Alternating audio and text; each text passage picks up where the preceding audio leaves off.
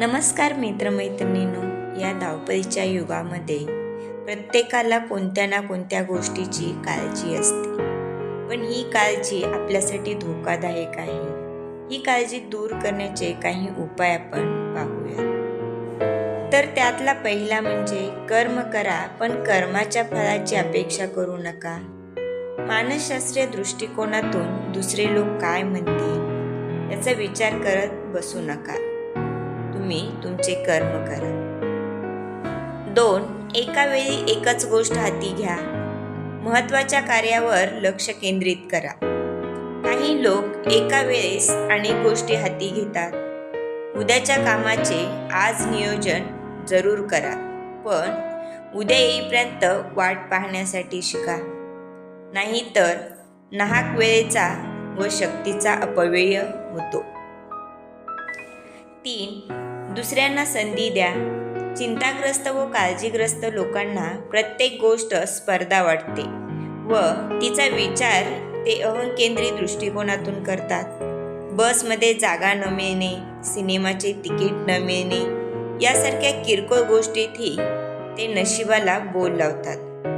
थोडेसे सबुरीने घ्यावयास शिकणे महत्त्वाचे आहे. तत्वनिष्ठा कायम ठेवून व्यवहारात तडजोड करता येते. 4. राग आवरा. आजचे काम उद्यावर ढकलणे केव्हाही वाईट, पण रागाच्या बाबतीत मात्र ते चांगले. राग आल्यावर अविवेकाने लगेच निर्णय न घेता मध्ये थोडा वेळ जाऊ द्या. आत्मपरीक्षणाने रागाची तीव्रता कमी होते. दुसऱ्यांच्या डोळ्यातील कुसळही दिसते, पण स्वतःच्या डोळ्यातील मुसळ दिसत नाही. म्हणून सदोदित दुसऱ्यांचे दोष दाखवण्यापेक्षा त्याचे गुण शोधून त्याची प्रशंसा करा. त्यामुळे तुम्हाला व त्याला दोघांनाही समाधान लाभेल. 5. रिकामी वेळ नीट घालवा. रिकामे मन सैतानाचे घर. मनाच्या पोतडीतून जादूगार दाखवतो त्याप्रमाणे काय काय वस्तू निघतील त्याचा भरोसा नसतो. म्हणून काय करावं बुवा, वेळ अगदी जात नाही. दिवस नुसता खायला उठला आहे असे उद्गार म्हणजे काळजी, चिंता यांची नांदी होय. रिकाम्या वेळेत एखाद्या कलेला किंवा छंदाला वाहून घ्या. 6वी गोष्ट म्हणजे बऱ्याच जणांना आपण दुर्लक्षले जातो किंवा उपेक्षले जातो अशी भावना असते. त्यामुळे ते एकलकोंडे जीवन जगतात. माणूसघाणेपणा किंवा उठसूट, दुसऱ्यांची उठाठेव यापैकी कोणत्याच एकांगीपणा बरा नव्हे. आत्यंतिक टोके टाळून मध्यम मार्ग काळजी टाळण्याच्या दृष्टीने श्रेयस्कर व सोयीस्कर ठरतो. आपली पात्रता व मर्यादा ओळखून अपेक्षा ठेवाव्यात. ठेविले अनंती तैसेची राहावे या तुकारामाच्या उक्तीत हाच भावार्थ आहे. आवडीचे कार्य मिळाले नाही तर जे कार्य मिळाले आहे त्याच्यात आवड कशी निर्माण होईल ते पहा.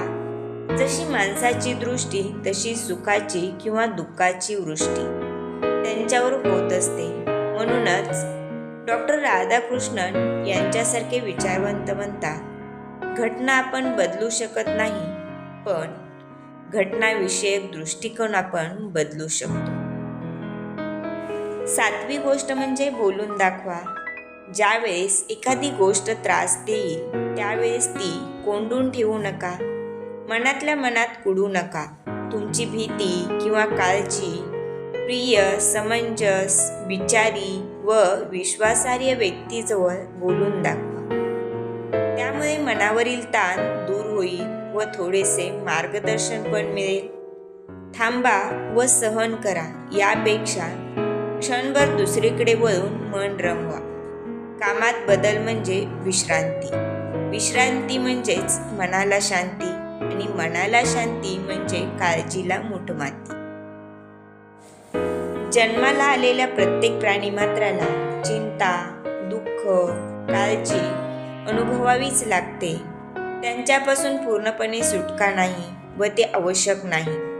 रक्षणात्मक अशा या प्रतिक्रिया आहेत, परंतु आपल्या मालक बनून आपले शोषण व भक्षण त्या करत नाहीत ना हे पाहणे किंवा तशी काळजी घेणे म्हणजेच काळजीमुक्त होणे.